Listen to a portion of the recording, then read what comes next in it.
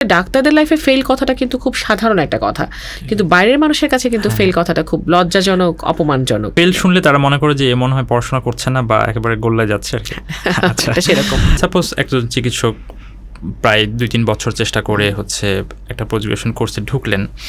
এই যে post graduation কোর্সে ঢোকার পরে তার কী ধরনের চ্যালেঞ্জের মধ্যে তাকে থাকতে হয়?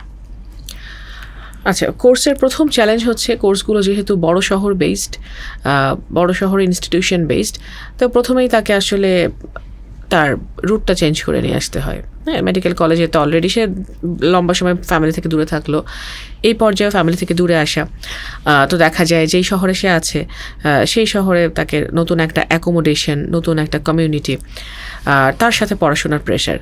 এখন সে যেই ডিপার্টমেন্টে আছে সেই ডিপার্টমেন্টের এনভায়রনমেন্ট, তার ফ্যাকাল্টিদের সাথে স্টুডেন্টের রিলেশনশিপ, তার ডিপার্টমেন্টের ওয়ার্কলোড, এই সবগুলো বিষয় মিলেই আসলে একজন ডাক্তারের এনভায়রনমেন্টটা তৈরি হয় পোস্ট গ্রাজুয়েশন লাইফে।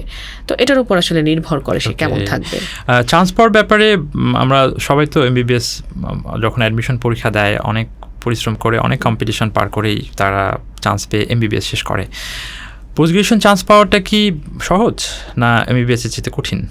এটা নিয়ে অনেক ডক্টরকে অনেক মানসিক চাপের মধ্যে থাকতে হয়, যে তারা দেখা যাচ্ছে যে বছর পর বছর পরীক্ষা দিচ্ছে না, তারা নিজেরা এটা অ্যাকসেপ্ট করতে পারছে না অনেকে।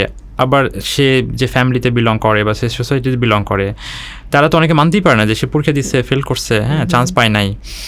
তো আসলে এই বাস্তবতাটা কেমন, এটা যদি জেনারেল পিপুলের জন্য আপনি বলেন আর কি। আসলে এটা এমবিবিএস এর সাথে তুলনা করা যাবে না, কারণ এমবিবিএস তো একটা অ্যাডমিশন লেভেল, যেখানে 1 বছর সে চান্স হলো না, একটা বাচ্চা তার ক্যারিয়ার প্ল্যান চেঞ্জ করে ফেলতে পারে। কিন্তু যে এটা পোস্ট গ্রাজুয়েশনে যেটা হয়, তখন তো একটা ছেলের কথা যদি ধরেন, সে বিয়ে শাদী করবে, সে ইনকাম করবে, তখন সে যখন তার সিভিটা পাঠায়, সে সিম্পল এমবিবিএস, হ্যাঁ, বা সে এখন প্রিপারেশন নিচ্ছে।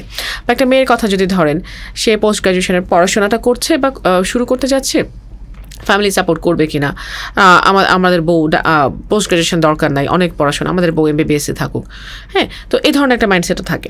তো এখন পোস্ট গ্রাজুয়েশনের জার্নিটা কষ্টকর, চান্স পাওয়াটা অবশ্যই কঠিন, কারণ আপনি জানেন যে আপনি অলরেডি শেয়ার করেছেন আমাদের সাথে যে পরিমাণ সিট সেই তুলনায় কিন্তু অনেক বেশি ডক্টর এক্সামিনেশন দিচ্ছেন।